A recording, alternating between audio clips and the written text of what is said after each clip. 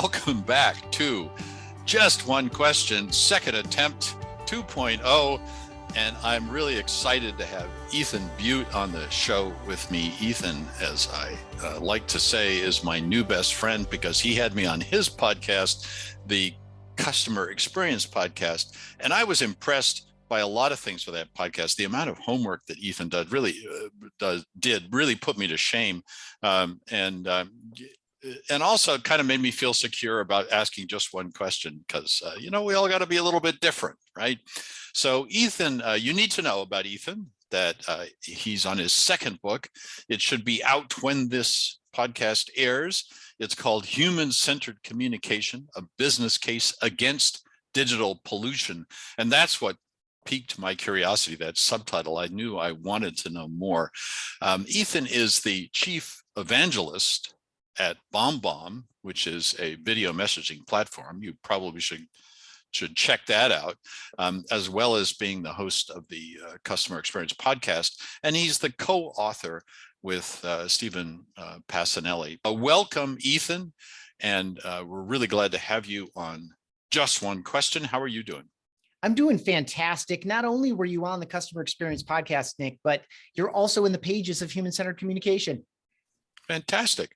I'm quoted. That's nothing makes an author happier than getting quoted because you get all the glory with none of the work. So it's excellent. Thanks for that. So what are you excited about these days, Ethan? And if it isn't the book, it better be really interesting because I want to hear about this book and I want to know what digital pollution is. Yeah, so I'll start there. I'm excited about this idea of putting language to a couple of key concepts that didn't really have enough language for us to understand them well. Digital pollution, we bottom line it as unwelcome digital distractions. It could be that reply all message that you're like, why am I in a group message here on LinkedIn or texting or whatever? Or it could be ransomware, malware, phishing attacks, or it could be that big fat middle of consequential pollution where companies are just trying to reach us, but they're doing it in such a crude way that we feel like that we're being interrupted, annoyed, not targeted, etc. And so I'm excited about having this framework of human-centered communication, applying the principles of human-centered design, which is a 30 or 40-year-old practice, to our daily digital, virtual, and online communication, which you well know, Nick. We're going to be doing more of it in the future, not less. These spaces are noisier and more polluted than ever, and in the future, they'll be noisier and more polluted, not less. And so how do we in addition, this is something I enjoyed talking with you about on the Customer Experience Podcast, in the face of the fact that these channels are so visually and emotionally impoverished, how do we actually, in the future, reach out, break through, connect, communicate, legitimately build trust, create real engagement, and enhance our relationships, reputation, and then ultimately revenue? And so it was fun to organize these thoughts. The first chapter is heavyweight, by the way, and we compare environmental pollution to digital pollution, where they're similar and where they're different, in order to draw out the scope of the problem. And then Steve and I leaned on 11 of our expert friends directly, and then by extension, folks like you who've said a lot of really smart and helpful things on these themes and topics. And so I don't know how many books I cited, but I definitely cited Can You Hear Me among a couple dozen others. And so I'm just excited to get this message out into the world, start getting feedback on it, pressing it, questions. How do we actually change the way we're working every day so that we can take a more human-centered approach to our communication? Yeah, it's so important, this topic, because as you say, we may have entertained fond thoughts a year ago that we were going to come out of this pandemic and go back to some halcyon former time when we could all communicate face-to-face and didn't worry about these things. Not so. We know that's not going to be the case, and we are going to be in some sort of hybrid world, and exactly what that looks like, nobody knows, but we do get it that we have to figure out how to do this well, because it ranges, the problems range from the trivial. I remember early on in the pandemic, I got an email from my bank saying, "We're with you, Nick, during the pandemic."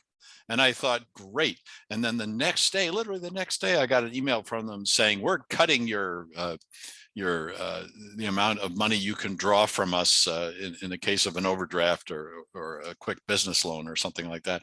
And I thought, yeah, that's so typical of this sort of ham-fisted attempt to say we're connecting with you in the virtual world. But that's fairly trivial.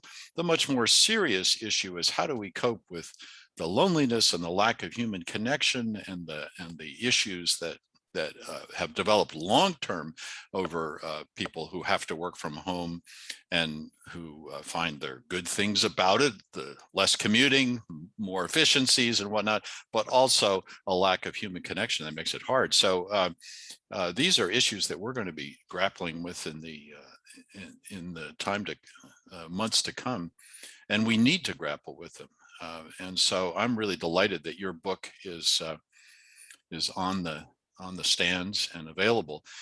Just give us one more taste of it in terms of what is human-centered communication in 25 words or less. In other words, I get digital pollution, right? But the antidote then may be this human-centered communication. Give us a sense of the flavor of that.